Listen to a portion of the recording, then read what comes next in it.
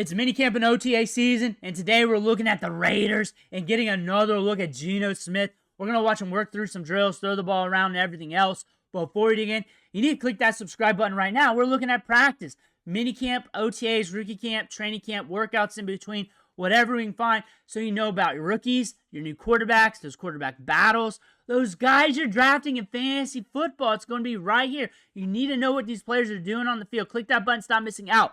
We got 6 minutes of clips here. Geno Smith. We're going to let it roll, loop it, keep talking ball. There's Ashton Jeanty right there.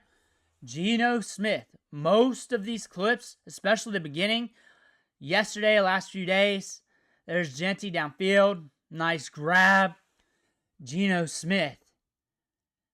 I think the Raiders, altogether, a lot of times when you look at a quarterback that's not like Peyton Manning, Tom Brady, you got to look at everything together.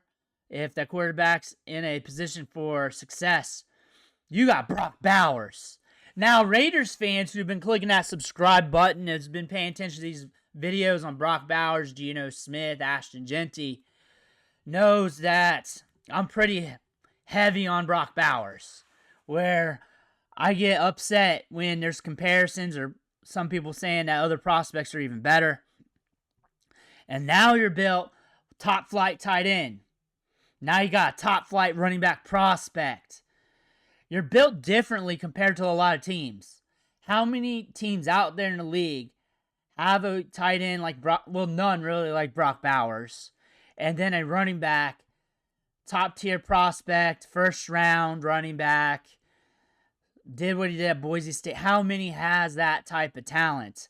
There's not many in that build.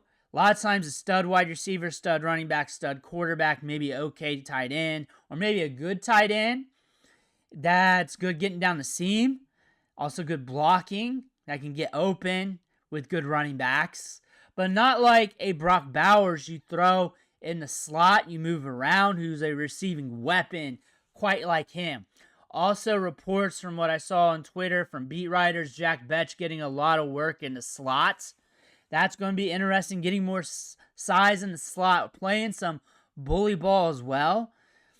Jacoby Myers, very underrated. I'm sure Raiders fans are watching this and shaking their head. Very underrated wide receiver. But the fact that this team is built inside, coming out with the weapons, Geno Smith has proven he can be a good facilitator of the football. Like I'm saying, we're not going to compare him to like a Peyton Manning or anything like that.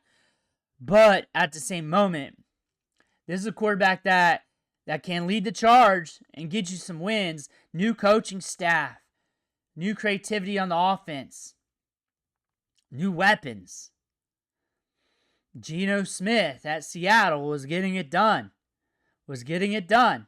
And now we're here. We're built differently. We're built differently compared to some other teams. We got some tough defenses in this division. So getting a stud running back after what you saw at the running back position last year. But the backup stepped up. The thing is, you still need that top flight player. You got the Denver defense just adding talent, looking good. Chiefs defense shutting teams down. They shut down running backs, shut down passing offenses. You need to build there. You need to get better facilitating football. That's why you got Geno Smith. Continuity in the system. Leadership. Vet has been around. You've seen it all. We're seeing him throw the ball around, connecting with Ashton Jeanty downfield. I have it on my channel. It's been a few months. I covered all the tape, or did a quick overview of all the tape from high school of most of the prospects from this year's running back class. And the one thing I noted in that video, Ashton Jeanty's receiving profile coming out of high school. And he was advanced, getting balls downfield, targets downfield, route running. He's always been slick in the open field with slick vision and approach the line of scrimmage and an approach in the open field as well, reading momentum. But I think that's a trait in his game that's overlooked, is his usage in the passing game. That's one thing. He's very compact. He can handle a lot of touches and a lot of work. We know that. But that's one thing to think about here is Ashton Jeanty is I mean, I can't say more than he's advertised as a lot, but honestly, there's some focal points to his game that were left off the table.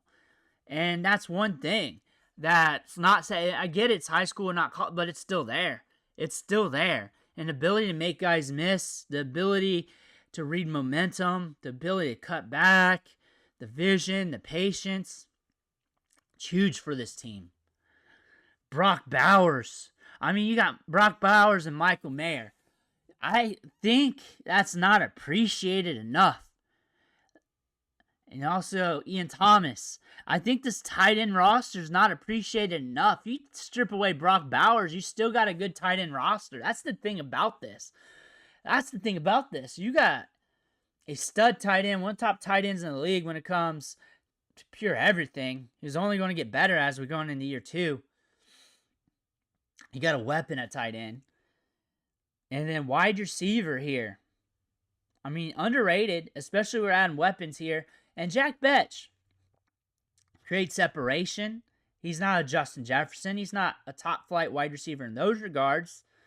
But meat and potatoes here, like a good fit. Considering you drafted Ashton Jeanty in the first round, it's not like it's a studly wide receiver class. He's going to be kicking around the league for a bit. He's going to be helping the Raiders for a bit. He's that type of wide receiver. He's that type of player.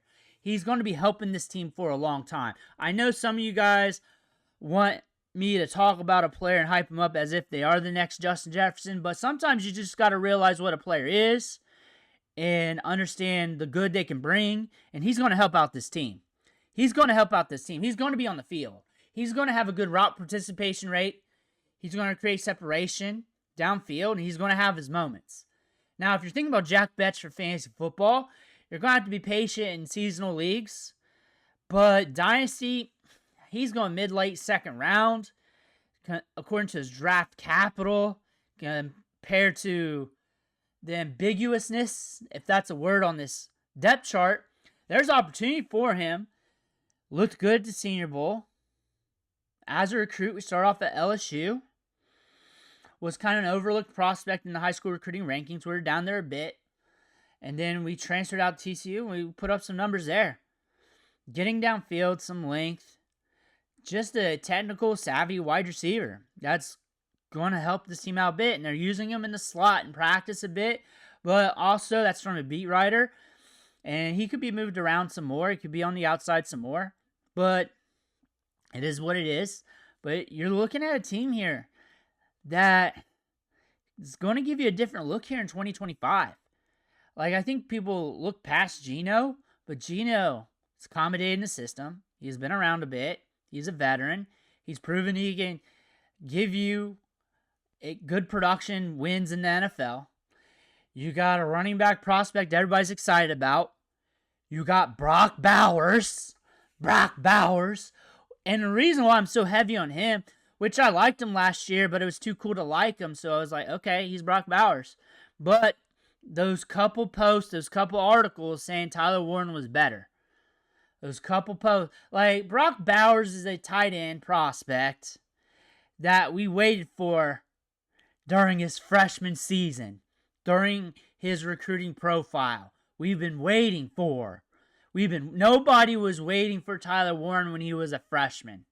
Nobody was doing that. Nobody. He did not have the chops, the athleticism. He still doesn't. And Brock Bowers is a tight end prospect that comes around once every so often, and it's rare that you get one like that. It is rare. He is a rare tight end. Like a rare tight end. Like a young tight end like this that just instantly succeeds in the way that he did it. First round pick, big time prospect, instantly succeeds at Georgia. Powerhouse team, powerhouse conference.